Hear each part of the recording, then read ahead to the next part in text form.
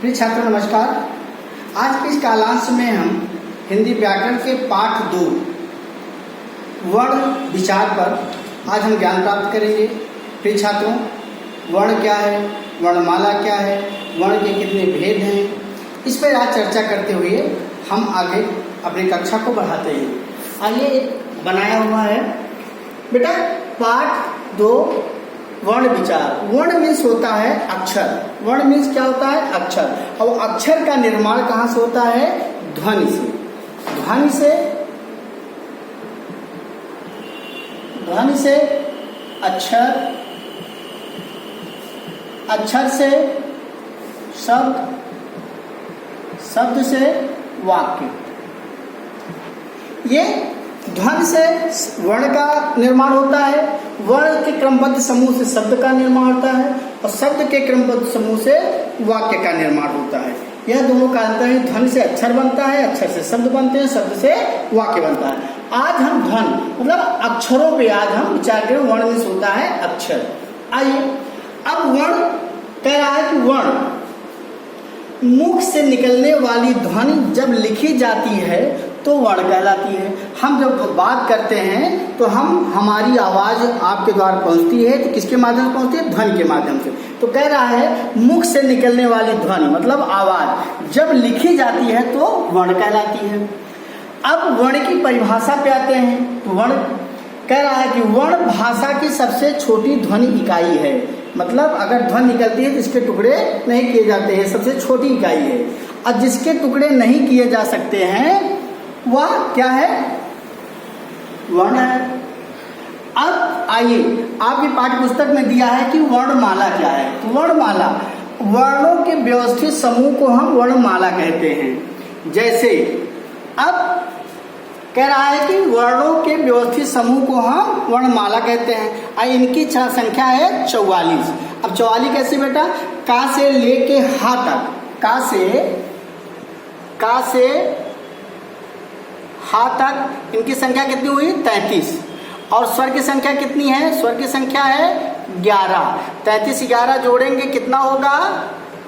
कितना हुआ? 44। तो ये कह रहा है कि इसकी संख्या कितनी है? 44 होती है। का से हा तक, आ से आ तक, आओ तक, आ से आओ तक। ठीक है, 33 और 11 ये टोटल हो गए 44।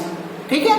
अब आइए वर्ण के प्रकार पे चलते हैं। वर्ण के कितने भेद हैं, कितने प्रकार हैं, इस पे हम चर्चा करें। वर्ण के 2 प्रकार होते हैं। कौन कौन सा प्रकार? वर्ण के 2 प्रकार होते हैं, स्वर और व्यंजन, जैसा कि हम आप सब जानते हैं।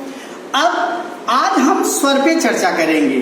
स्वर क्या है, स्वर की परिभाषा क्या है, स्वर के कितने भेद हैं, इस पे हम चर्चा करेंगे और स्वर की संख्याएं कितनी हैं। तो आइए स्वर पे।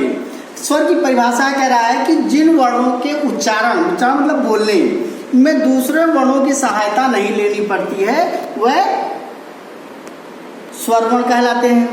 अब कैसे? स्वर हरदम स्वतंत्र होता है, इसको किसी की सहायता की आवश्यकता नहीं पड़ती है। इसी परिभाषा में कह रहा है कि जिन वर्णों के उच्चारण में दूसरे वर्णों की सहायता नहीं लेनी पड़ती है वह वर्ण स्वर कहलाते हैं। आपको पता हो गया कि स्वर हरदम स्वतंत्र रूप से बोला जाता है, इसको किसी और वर्ण की सहायता की आवश्यकता नहीं होती है। फिर आइए स्वर के भेद। स्वर के भेद में चार्ट के माध्यम से हमने बताया है कि स्वर के 3 भेद होते हैं। पहला हंस स्वर, दूसरा दीर्घ स्वर और तीसरा प्लुत स्वर। बच्चों, हंस स्वर मतलब जिसको बोलने में कम समय लगे, दीर्घ स्वर अर्थात जिसको बोलने में अधिक समय लगे, और प्लुत स्वर होता है जिसको बोलने में और अधिक समय, मतलब इसको बोलने में 2 गुना समय लगता है, इसको बोलने में 3 गुना से अधिक समय लगता है। आइए इसमें विस्तार से चर्चा करते हैं। हंस स्वर कह रहा है कि जिन वर्णों के उच्चारण में कम समय लगता है उन्हें हंस स्वर कहते हैं। इसको बोलने में कम समय लगता है उसको हम क्या कहते हैं? हंस स्वर कहते हैं। इनकी संख्या कितनी है? 4 है। छोटा, छोटी, छोटा ऊ और री, इनकी संख्या कितनी है? 4। 1 2 3 4, इसकी संख्या 4। आइए अब दीर्घ स्वर में पहले ही बता चुका हूँ, इसको बोलने में हंस स्वर से दुगना समय लगता है तो 2 गुना। इस कह रहा है कि जिन स्वरों के उच्चारण में हंस स्वर से 2 गुना समय लगता है उन्हें हम दीर्घ स्वर कहते हैं। इनकी संख्या कितनी है? 7। बड़ा, बड़ी, बड़ाऊ, ए, ऐ, ओ, औ। कितना हुआ? 1 2 3 4 5 6 7। तो और कुल स्वरों की संख्या कितनी है? 11। तो 7 और 4 जोड़ेंगे कितना हो जाएगा?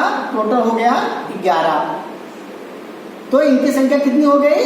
11। ठीक। अब आइए पुरुष स्वर क्या है? पुरुष स्वर में इससे भी 3 गुना समय लगता है। इसको बोलने में और समय लगता है, और तेज आवाज मुंह से उच्चारण करते समय मुख से आवाज और तेज निकलती है। तो ये कह रहा है कि जिन स्वरों के उच्चारण में दीर्घ स्वरों से भी ज्यादा समय लगे उसे पुरुष स्वर कहते हैं। जैसे हम कभी करते हैं ओम का संबोधन करते हैं, ठीक है, तो ये किसके अंतर्गत आएगा? पुरुष स्वर के अंतर्गत आएगा। अब हम इसका पहचान कैसे करेंगे? पहचान कैसे करेंगे? जैसे बोलते हैं अ, आ, ई, उ, री, ए, ऐ, ओ, औ। तो कम समय लग रहा है, आ बड़ा ज्यादा समय लग रहा है। तो हम जब उच्चारण करेंगे तो इसके बारे में पता चल जाएगा कि कौन ह्रस्व स्वर के अंतर्गत आता है और कौन सा दीर्घ स्वर के अंतर्गत आता है। अब आइए आगे बढ़ते हुए हम चलते हैं। इसमें अंग और अह दो चीजें और हैं। क्या क्या है? 2 चीजें और हैं, अंग और अह। ठीक है, यहां तक तो आपको पता चल ही गया है, इसको हम रेज करते रहे हैं। ठीक है, आगे हम लोग अंग और आ पे चर्चा करेंगे। ठीक है, अंग अ का होता है जिसे हम हिंदी वर्णमाला में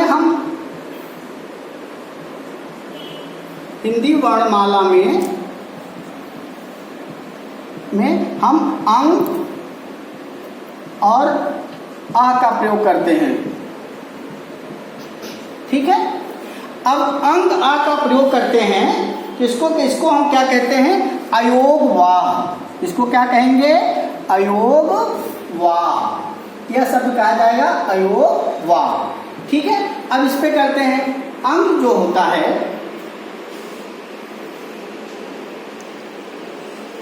अंग को अनुनासिक अनुस्वार बोला जाता है। अनुस्वार, अंग को अनुस्वार बोला जाता है। और आह को क्या बोला जाता है?